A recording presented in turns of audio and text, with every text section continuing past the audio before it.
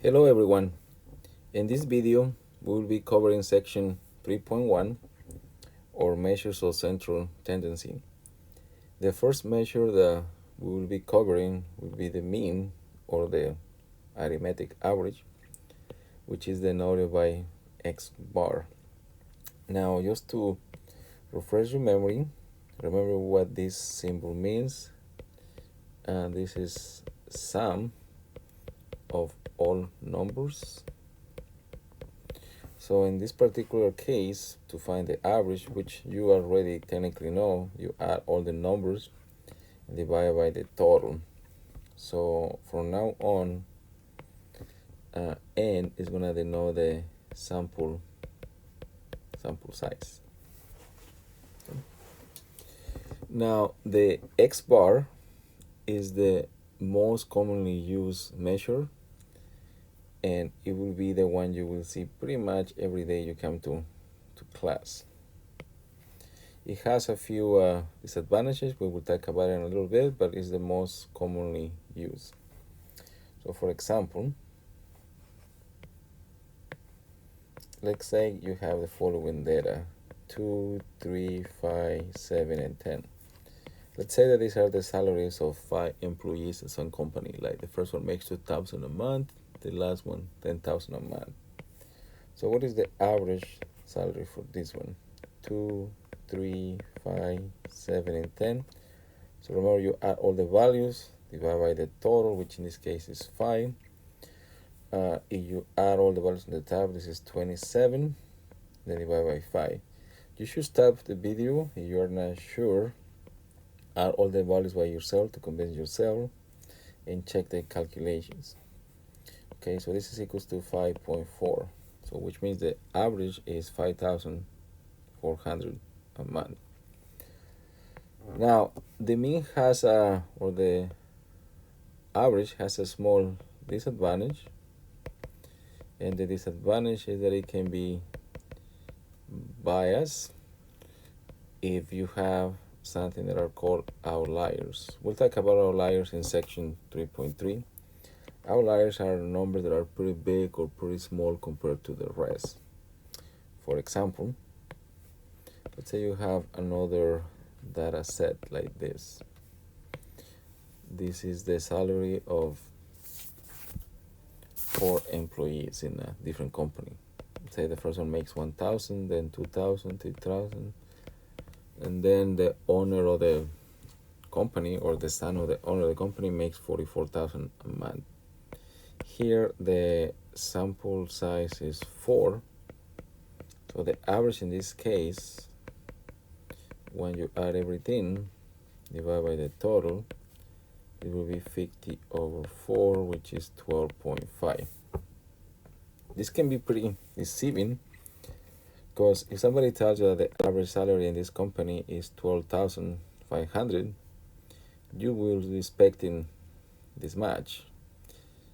However, you get a job in this company, you're not going to be getting anywhere near this value, because this number, which is an outlier, is way too big compared to the rest, is distorting the whole information. However, if you get rid of this number, then you only focus on those 3, and the average will be 2. So that's how easy it is to fix the mean or make it less biased. Just get rid of the outliers. The next measure is the median or the midpoint. To find the median, make sure that the numbers are arranged from the smallest to the biggest, and the median is denoted by X and a tilde on the top. So for example, if we use the same data set, 2, 3, 5, 7, and 10, you can see how the numbers are already from the smallest to biggest. Then the median is the middle point. So in this case, it's this one. So the median will be 5. What the median actually does, it cuts the data set into 2 equal parts. Like 50% will be more than the median, and 50% will be less than the median. Now, the only thing you have to be careful is here you can see this is an odd number of numbers. What about if you have a even number of numbers like this, like 2, 3, 5, 7, 8, and 10? So if this is the case, then you look to the 2 in the middle, which in this case are these two. You add it and divide by 2. So therefore, the median will be 5 plus 7 divided by 2, which will give you 6. The next measure is the mode. The mode is the value that repeats the most, and you need to have one number that repeats more than everything else, otherwise there will be no mode. So for example, again, we use the same numbers, 2, 3, 5, 7, and 10. You can see that there is no number that repeats more than anything else. So therefore, there is no mode. You don't have to have a mode. However, if you have something like this, 2, 3, 3, 5, 7, and 10, well, clearly the 3 repeats more than anything else. Not by much, but it does. So therefore, the mode is 3. Okay, so you have to be careful to check that one repeats more, because it's very tempting if you have something like this to say that the mode is 3 and 5. And technically that's correct. The issue with having 2 modes or 3 or 4 is that you may end up with way too many, and therefore it can be pretty annoying to have too many modes. So in this case, there is no mode. Now, depending on the book you're using, something like this is called bimodal, but we're going to stick to you either have a mode or you don't. The last measure that we'll be looking at is the mid-range, denoted by MR. And to find the mid-range, all you have to do is you add the smallest value plus the highest and divide by 2. What the mid-range does, it cuts the distance between the lowest and the highest in exactly 2 equal parts. That sounds like the median, but they are actually 2 very different things. So for example, if we use the same data, 2, 3, 5, 7, and 10, you can tell that this is the lowest or the smallest, and this is the highest. So therefore, the mid-range is going to be 2 plus 10 divided by 2, which is 12 over 2, which is 6. Which you can tell is very different than the median, because the median was equals to 5. So therefore, the median is not equals to the mid-range. They could be the same, but they don't have to be the same. All right, so remember the statistics is a matter of adding, subtracting, dividing, and multiplying. But one of the things you had to do, which people find a little challenging, is you had to think a little bit. So this example is one where you had to think before you do the problem. This can look a little tricky, but this is actually pretty simple. So let's try this. In this example, you are given 3 numbers, and you need to find 2 more so that it satisfies these conditions. The first thing you should realize here is that n is equals to 5, because you have 5 data points. The first one says you need to find 2 more values so that the average is 40. So this is already telling you what the average should be. So this is the part where you have to think. If you want the average to be 40 and you have 5 numbers, what does that mean? Now, there are multiple ways to solve this problem, and this problem actually has many solutions, actually an infinite number of solutions. So the first thing you should think is this. If the average is 40 and it equals to 5, that means that when you add all the numbers, a plus b plus 10 plus 30 plus 50, and you divide by 5, this should be equals to 40, because that's what it means to be the mean.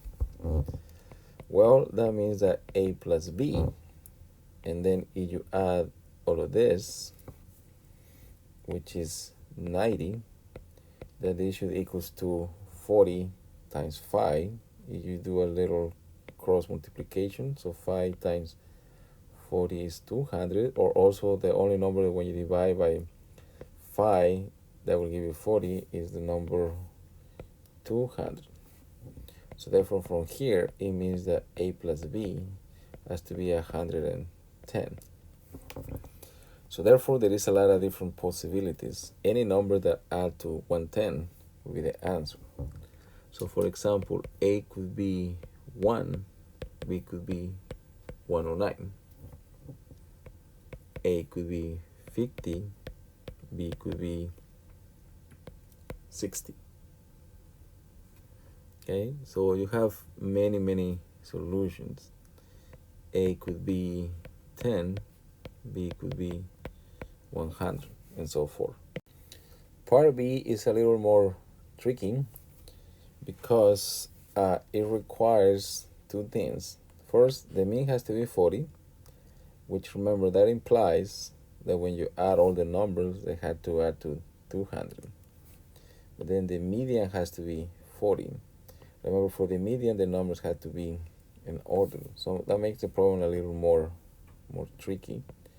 So for example, okay, if the median is to be 40, since you have an odd number of numbers, you have no choice. The 40 has to go there. Also, remember that it is required that you use the number 10, 30, and 50. So you need to have those values. So in blue, I will put those values. So this will be 10 and 30. Then the 50 has to go here. So the one in blue are the numbers you can change. You can put it in different order, but you cannot change it. So now, as long as you pick a number that is more than 50 in here, then the median will be 40. Now, since this is 90 already, plus 40, that's 130. So how much more do you need to make it 200? Well, since we already have 130 in here, so therefore you need 70. So the last number you can pick is 70. Now, it is possible to have more than one solution too, but in this particular problem, this is the only solution, because you cannot afford to change the 40 from there. Otherwise, the mean will not be 40. Okay, now, what about part C? The more you add, the more tricky it will be. So now, this part is exactly this. So you know that these values will work. But what about this one? Since the mid is 50, you need to have at least two 50s. Now remember, these values we have so far, this satisfies this one and this one, but not that one. Well, what about if you add another 50? Well, you do another 50, then this is fine, but it doesn't work. So in this case, this has no solution, so this is impossible. So not everything in life is possible.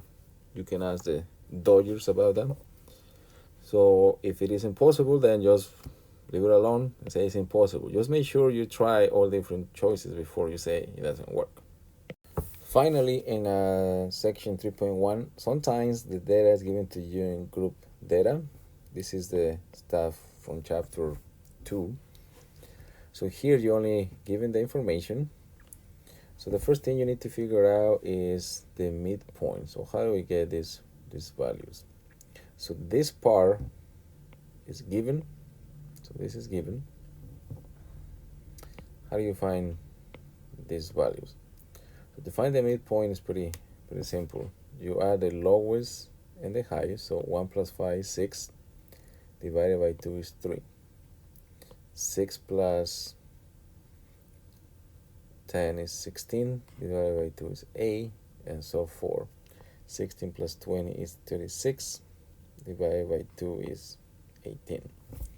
Now this is self-explanatory what we're supposed to do here. This is telling you to multiply the frequency times the midpoint. So you do that, you get 18, 80, 52, and 18.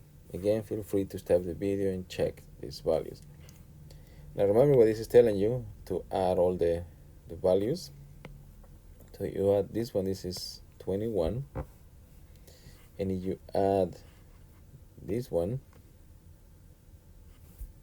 we get 168. You can add the midpoint too, but it's not needed, so it's better not to add it.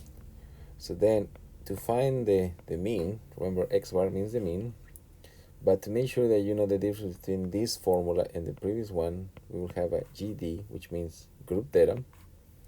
This mean is going to be the sum of the frequencies times the midpoint divided by the sum of the frequencies.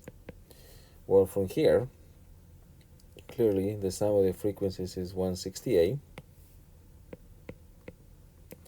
and then the sum of the sum of the frequencies times the midpoint is 168, and the sum of the frequencies is 21. So you divide this by this one, you get 8. So that's how you find the mean if the data is given in a form like this. Now in this case you can also find the